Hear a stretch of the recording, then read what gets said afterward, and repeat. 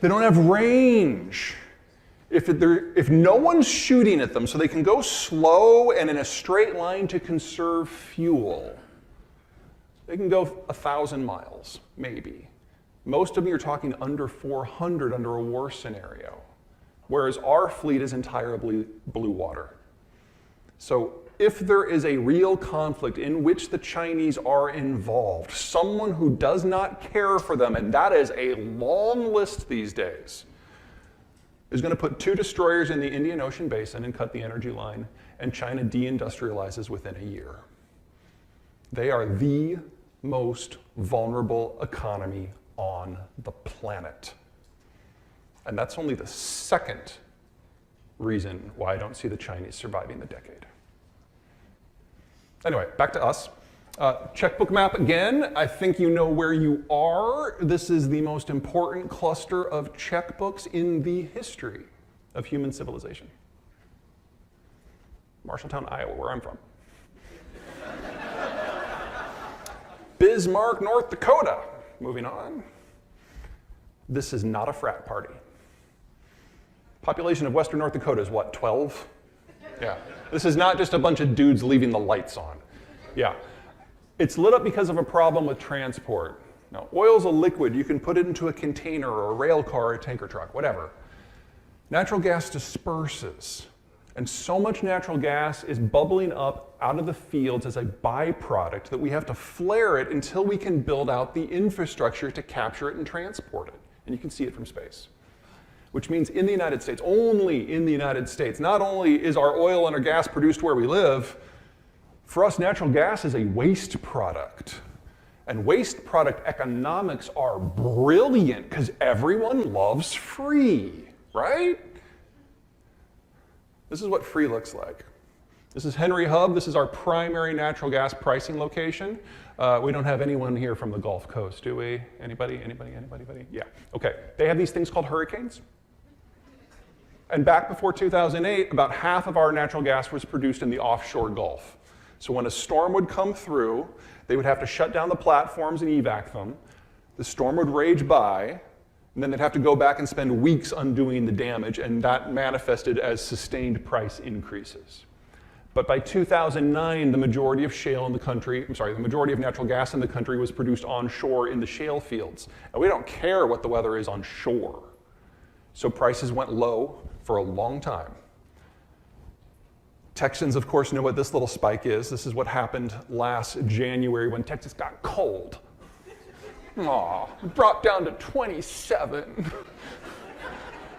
They did not cope well. Prices almost tripled. And this right here, this little thing, this is what we're all bitching about right now. It's like we're nowhere near the 50-year average yet, folks. And yet this has got us ripping our hair out. You guys want to see what the Chinese and the Europeans are bitching about? Because this is so much fun. Europe's already in recession. I don't care what the statistics say. China would be in recession from this if it wasn't that they're probably in recession from the COVID lockdowns. 3 years minimum for this to be fixed, assuming the Ukraine war stops tomorrow. We are looking at not a recession, we are looking at an energy-induced depression that is affecting multiple continents, probably already. But not here. This is a good problem. This gives us a competitive advantage in everything. Could we do better? Oh yeah. Could government policy be more on point? Yes. But the baseline that we're working from is pretty good here. All right. Oh God, I hate this graphic. This is the graphic that gives me nightmares. The deep blue, the deep green, those are the world's major producers and exporters of grain and soy-based calories. Everyone else on the map is a net import. Countries that are in orange and red import at least half of the calories they consume. In a world where the fertilizer system breaks down, we've lost potash because of the Russians, we've lost phosphate because of the Chinese, and because of the natural gas price increases, a lot of Europeans have already stopped producing nitrogen. Here are the places looking 40% reduction in their ability to grow the crop in the first place. This is famine. We will have it again in the fourth quarter of this year. We already know in the United States that a lot of farmers have crop switched away from corn and soy into things like hay that are less input intensive. We already know that in sub-Saharan Africa, they're just not using as much. We won't have an idea of what yields might look like until probably mid-September. That's usually when we get our first good batch of data. It's not enough. We will easily be having 500,000 to 1 billion people this year suffering from malnutrition by year's end. And there's not a single thing going on in the world right now that suggests to me that any of the fertilizer interruptions are going to be solved this year or next year. In fact, I anticipate them all to get significantly worse. This is a multi-year problem. And it's going to change the production portfolio. Now, every color on here is a row crop, but the brown is exclusively wheat. One of the fun things that happens with globalization is instead of competing within your own county and feeding your own county, you can specialize. You can produce whatever your climate and culture allows for you to do at volume for sending to other places. And in doing that, we stop growing wheat. So if you go back before World War II, the US was a big wheat state. But once globalization happened, we went into corn and soy because we could get more bang for our buck with that, and we pushed wheat to the margins. Wheat is cold tolerant and drought tolerant and heat tolerant. So you grow it where nothing else grows.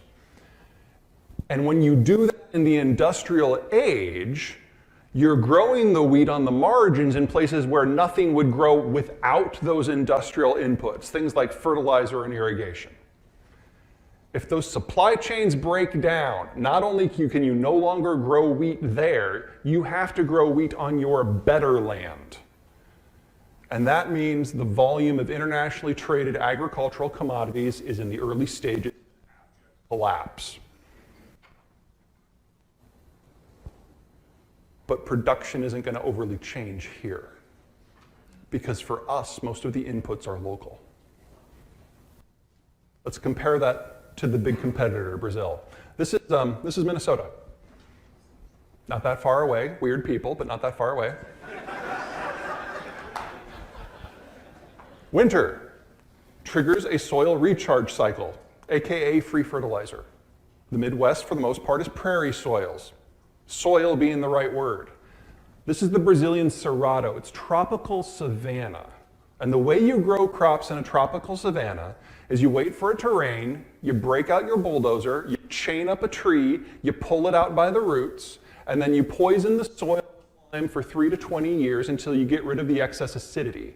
You then are left with something with the consistency and the nutrient profile of beach sand. You can't grow stuff in sand unless you fertilizer the hell out of it.